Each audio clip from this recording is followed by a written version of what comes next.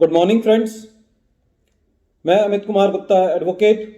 आज फिर आप लोगों के सामने एक और केस लॉ जो है वो डिस्कस करूंगा। केस लॉ का नाम है Pooja Gupta versus income tax officer. ये केस पेनी स्टॉक पर है और दिल्ली आईटीएटी ने डिसाइड किया है। मैटर जो है वो 2 अप्रैल 2019 को डिसाइड किया गया। केस के तथ्य इस तरीके से हैं। एसएससी को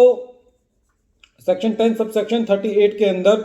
लॉन्ग टर्म कैपिटल गेन हुआ और जो कि उसने एसएससी ने उसको अपनी इनकम टैक्स रिटर्न के अंदर एग्जम्प्ट क्लेम किया। इस केस के अंदर जो फैक्ट्स हैं वो इस तरीके से हैं कि एसएससी ने किसी कंपनी के शेयर्स खरीदे। ये शेयर्स उसने चेक से खरीदे थे। उसके बाद एसएससी को कुछ बोनस शेयर्स मिले। बोनस शेयर्स के बाद उन शेयर्स को स्प्लिट भी कर दिया गया, जिससे एसएससी की शेयर होल्डिंग जो है वो इंक्रीज हो गई नंबर ऑफ शेयर्स के अवज में।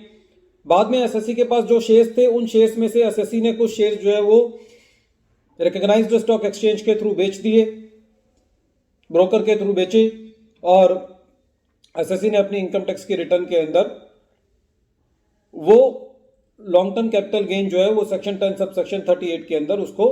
एग्जम्प्ट क्लेम किया। जैसा कि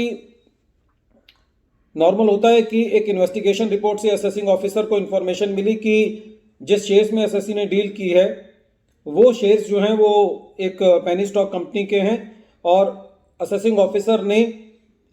एसएससी की जो है एडिशन कर दिया। During the assessment proceedings SSC कहता रहा कि साहब, जिन लोगों की स्टेटमेंट के बिहाफ पर आपने मेरा केस रीओपन किया है या जिन पे आप रिलाई कर रहे हो वो स्टेटमेंट्स की कॉपी आप मुझे दे दो। फिर जिन लोगों ने वो स्टेटमेंट दी है उन लोगों को क्रॉस एग्जामिनेशन कराने का मौका मुझे दियो। लेकिन कोई भी ऐसी बात जो है वो एसएससी की नहीं सुनी गई और एसएससी के ऊपर ये एलिगेशन लगाया गया कि जिस कंपनी के आपने शेयर्स खरीदे थे उस कंपनी की पहले ऑथराइज उसकी कैपिटल 20 लाख थी, बाद में उसकी कैपिटल बढ़ के 9 करोड़ हो गई। तो और ये कहा गया कि जिस कंपनी की कोई वर्किंग नहीं है उसकी इतनी कैपिटल कैसे बढ़ेगी, उसके अंदर इतना पैसा लोग कैसे लगाएंगे। सारा का सारा जो मैटर एसएससी के अगेंस्ट बनाया गया वो सरमाइसिस और कंजेशंस पर बनाया गया और असेसिंग ऑफिसर ने ना तो एसएससी को स्टेटमेंट की कोई कॉपी दी, ना वो मटेरियल उनको प्रोवाइड किया गया और ना ही कोई क्रॉस एग्जामिनेशन का मौका एसएससी को दिया गया। खाली ये बात कही गई कि खाली बैंकिंग ट्रांजैक्शन हो जाने से एसएससी की ट्रांजैक्शन जो है वो जेन्युइन नहीं हो जाती। फ्रेंड्स, इस पे मेरा ये कहना है कि जब डिपार्टमेंट ये बात कहता है कि खाली बैंकिंग ट्रांजैक्शन हो जाने से किसी की ट्रांजैक्शन जेन्युइन नहीं हो जा सकती, इसका उल्टा भी तो है। जहां पे एसएससी ने कोई ट्रांजैक्शन कैश में की होती है तो उसको इतना सस्पिशन से क्यों देखते हैं? खाली कोई ट्रांजैक्शन यदि कैश में हो गई तो इसका मतलब ये थोड़ी है कि वो कोई ट्रांजैक्शन हुई नहीं होगी। बहरहाल इस केस के अंदर जब आईटीओ ने अपनी एडिशन करी तो मैटर सीआईटी अपील के पास गया। सीआईटी अपील ने भी ये कहा कि जो असेसिंग ऑफिसर का ऑर्डर है वो बिल्कुल ठीक है। और जब एसएससी अपने मैटर को लेकर के आईटीएटी में गया तो आईटीएटी ने जो ऑब्जर्वेशंस दी वो बहुत इंपॉर्टेंट है इस केस को समझने के लिए और अपने केस को प्रेजेंट करने के लिए पेनी स्टॉक के केसेस में। सबसे पहले तो ये जो असेसिंग ऑफिसर का एलिगेशन था वो उनका कहना था कि जिस कंपनी के शेयर्स खरीदे गए हैं उस कंपनी की पहले पेडअप कैपिटल 20 लाख थी और फिर वो कैपिटल बढ़ के 9 करोड़ हो गई थी, 9.5 करोड़ हो गई थी। तो उनका कहना था कि जब कंपनी में कोई वर्किंग ही नहीं है तो ऐसी कंपनी में लोग पैसा क्यों लगाएंगे। तो इस बात पे आईटीएटी ने ये कहा कि जो असेसिंग ऑफिसर ने एलिगेशन लगाया, जो असेसिंग ऑफिसर का पॉइंट है वो सस्पिशन को तो क्रिएट करता है, लेकिन यदि असेसिंग ऑफिसर को कोई ऐसा सस्पिशन था तो असेसिंग ऑफिसर को इस मैटर में ज्यादा गहराई तक जाना चाहिए था। दूसरी बात आईटीआईटी ने यह कही कि इस केस के अंदर एसएससी ने वो मटेरियल मांगा, वो स्टेटमेंट्स मांगी जिन स्टेटमेंट्स के बेसिस पर एसएससी का एडिशन किया गया है। ना तो एसएससी को वो स्टेटमेंट्स प्रोवाइड की गई और ना ही उन स्टेटमेंट्स को क्रॉस एग्जामिनेशन कराने का मौका दिया गया। यदि कोई स्टेटमेंट एसएससी के पीछे से रिकॉर्ड कर ली जाती है, at the back department record करता है, तो एटलीस्ट एसएससी को उन स्टेटमेंट्स की कॉपी प्रोवाइड की जानी चाहिए और एसएससी को उन जिन लोगों ने वो स्टेटमेंट्स दी हैं उन लोगों का क्रॉस एग्जामिनेशन कराने का मौका दिया जाना चाहिए, तभी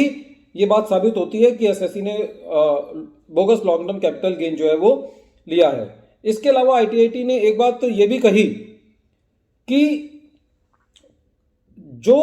डिपार्टमेंट ने ये एलिगेशन लगाया था असेसिंग ऑफिसर ने कि जो रिपोर्ट आई है उस रिपोर्ट के अंदर ये कहा गया है कि एसएससी ने जिस कंपनी के शेयर खरीदे हैं उस कंपनी के शेयर्स की ट्रेडिंग ब्लॉक कर दी गई है। लेकिन जब पूरी रिपोर्ट को देखा गया तो रिपोर्ट के अंदर खाली एक जगह ये लिखा हुआ था कि जो एसएससी कंपनी है वो किसी और कंपनी के शेयर्स में डील नहीं कर सकती। तो जो डिपार्टमेंट के एलिगेशंस थे वो बेसिकली इस पूरे केस के अंदर बेसलेस थे, और जो प्रिंसिपल ऑफ नेचुरल जस्टिस का जो मेन मुद्दा है कि एसएससी को पूरी सुनवाई का मौका दिया जाना चाहिए, उसको जिन स्टेटमेंट्स के बेसिस पर आपने रिलाई किया उस स्टेटमेंट्स की कॉपी दी जानी चाहिए और क्रॉस एग्जामिनेशन का मौका दिया जाना चाहिए। इसके अलावा आईटीआईटी ने यह भी कहा कि जो एसएससी ने अपने दस्तावेज दाखिल किए हैं आपने उन दस्तावेजों में भी कोई उलट बात नहीं निकाली है, आपने कोई ऐसी बात नहीं पॉइंट आउट की है कि ये डॉक्यूमेंट्स फर्जी हैं या इन डॉक्यूमेंट्स को फैब्रिकेट किया गया है, या उन डॉक्यूमेंट्स के बेसिस पे आपने कोई भी आगे इंक्वायरी नहीं की। आपने खाली इन्वेस्टिगेशन रिपोर्ट को एक गॉस्पेल ट्रुथ लेकर के एसएससी की जो है वो एडिशन कर दी है। आईटीआईटी का यह भी कहना था कि जो प्रीपोंडरेंस ऑफ प्रोबेबिलिटी का कंसेप्ट है वो इस केस में एप्लीकेबल नहीं होता। वो खाली एक सस्पिशन को तो क्रिएट करता है, लेकिन जब तक आपके पास पुख्ता सबूत नहीं है, जब तक आपने पूरी सुनवाई का मौका नहीं दिया है, जब तक जो है आप एसएससी की एडिशन जो है वो नहीं कर सकते। फ्रेंड्स, इस केस के अंदर एक बात यह भी थी कि जो भी एसएससी ने डॉक्यूमेंट सबमिट किए थे, कहीं पे भी असेसमेंट ऑर्डर के अंदर ये नहीं कहा गया था कि एसएससी ने जो डॉक्यूमेंट सबमिट किए हैं ये किसी भी कंट्रोवर्सी को बढ़ावा देते हैं या वो जो रिपोर्ट है उससे मैच नहीं करते, या जो भी डॉक्यूमेंट्स एसएससी ने सबमिट किए हैं उनके अंदर कोई डेफिशिएंसी जो है या कोई ऐसी बात कि जिससे ये पता चलता हो कि एसएससी झूठ बोलने की कोशिश कर रहा है या उसके फैक्ट्स में कोई गलती है, कोई भी ऐसी एडवर्स इन्फ्लुएंसेस जो है वो एसएससी के डॉक्यूमेंट से नहीं निकाला गया था। इसीलिए आईटीआईटी ने इस केस के अंदर जो एसएससी का एडिशन किया गया था सेक्शन 10 सबसेक्शन 38 के अंदर जो पेनी स्टॉक था उसका जो गेन था जिसको डिपार्टमेंट पेनी स्टॉक का एलिगेशन दे रहा था उसको सेक्शन 68 के अंदर जो एडिशन किया गया था उसको जो है वो डिलीट कर दिया। फ्रेंड्स, ये बहुत इंपॉर्टेंट केस है क्योंकि जितने भी पेनी स्टॉक के केसेस में एडिशन होते हैं जनरली ऐसा देखा गया है कि डिपार्टमेंट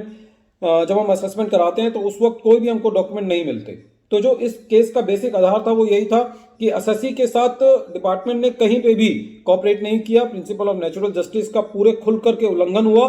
और ना तो एसएससी को स्टेटमेंट दी गई और ना ही कोई भी ऐसा जो एसएससी अपनी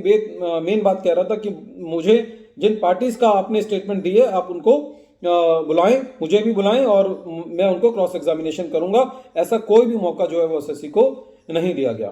फ्रेंड्स, ये केस बहुत इंपॉर्टेंट है पेनी स्टॉक को समझने के लिए। एक बार फिर मैं केस का नाम रिपीट कर रहा हूं, केस का नाम है Pooja Gupta versus income tax officer, और ये केस 2 अप्रैल 2019 को डिसाइड किया गया। Friends, at the end of my deliberation मैं ये कहना चाहता हूं आप लोगों से कि जब भी आप कोई ऐसे मेरे केस को सुने और उसको अपने केस में अप्लाई करने की कोशिश करें तो उससे पहले पूरे जजमेंट को पढ़ लें और एक अपना प्रोफेशनल ओपिनियन जो भी आपके प्रोफेशनल है उनसे लें, ताकि आपके केस में आपको ज़्यादा एक अंडरस्टैंडिंग मिल सके। इसके अंदर कुछ मैं अपना ओपिनियन भी ऐड करता हूं, तो आप इसको एक प्रोफेशनल ओपिनियन ना माने, और क्योंकि ये मैं अपनी समझ से जो मेरी समझ उस केस में कहती है वो मैं आप लोगों के सामने जाहिर करता हूं। तो कोई भी एक्शन लेने से पहले आप अपने प्रोफेशनल से एक प्रॉपर एडवाइस लेके उस पर एक्ट करें। Thank you friends.